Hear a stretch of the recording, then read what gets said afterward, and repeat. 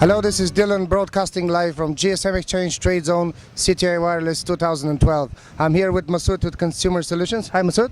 Hi, how are you doing? I'm very well, thank you. How was the experience being a visitor exhibitor CTI Way?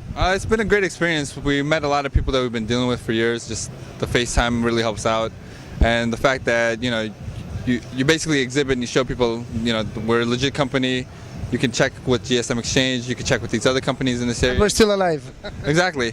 Well, besides that, it helps out in this day and age of fraud and everything else, to actually be able to trust the company and have a background and references from multiple people that this company is legit and that they can be trusted with payment and shipment, and you'll get product when they say they'll basically ship out and Makes a big difference. quality. Oh yeah, it definitely makes a big difference. So percentage-wise, how many new people you met and how many existing customers you were here to greet?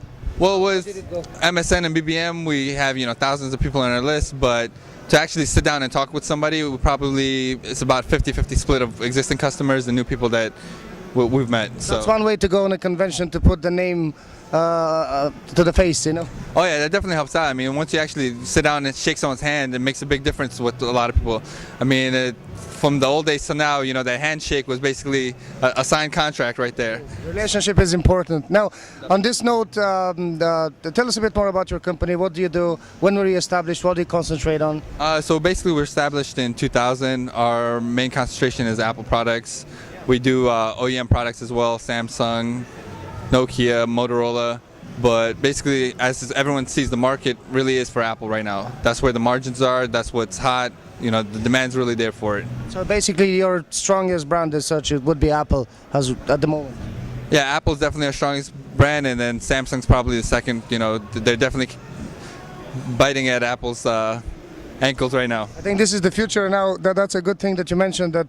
What do you think, all this fight of the giants, of the titans between Samsung and Apple, who do you think is going to be the winner? How does it look like? Well, the thing is, Apple has a cult following, and once someone goes to an Apple product, they never want to change.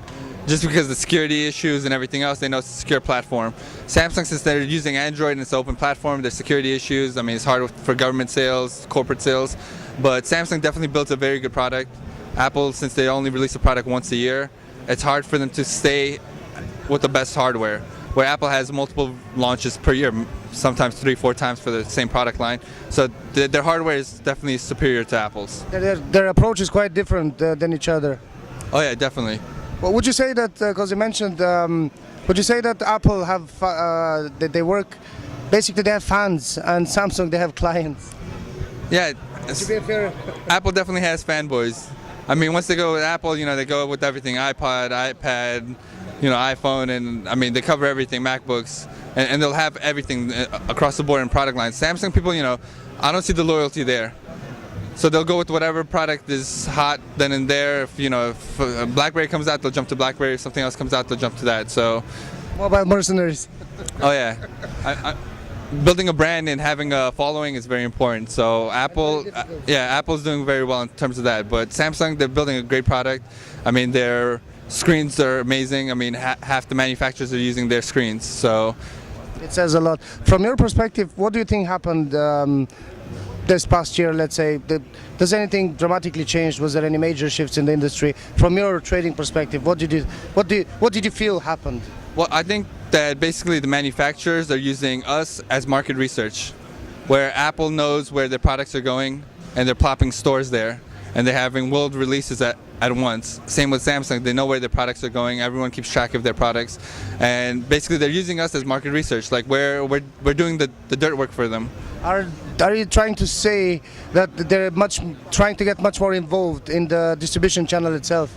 The vendors? Oh, definitely. I mean, they're making it very hard for resellers and for traders like us. But at the end of the day, I mean, this industry's been around for thousands of years. We'll survive. Very versatile. Yeah. It's just, we have to adapt and move on just like they're adapting and trying to expand their businesses. How do you think they can manage to adapt and expand? Because in certain markets are saturating, certain markets are emerging. How do you think you're going to balance this out? Well, they can't get 100% market saturation at any time. and it's impossible for them to open up millions of retail stores.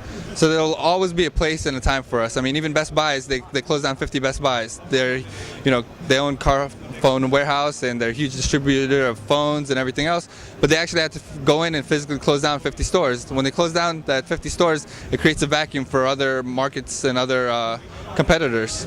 So that's how the parallel market works actually. It's very supply demand driven. Oh yeah, definitely. I mean, there's always the shift in, whether a certain market wants a certain product or whatever the supply and demand is. So we just follow it, and the beautiful thing about us is, we usually are quick to adapt, where other companies takes them very long to basically change their business patterns and their strategy, where we could do it overnight, and we're in and out from one thing to another brand.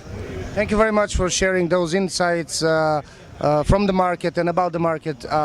Last but not least, I would like to hear from you your sincere, honest answer to my next question, which would be what feature on GSM Exchange, what part of the service you found over time the most beneficial to your business?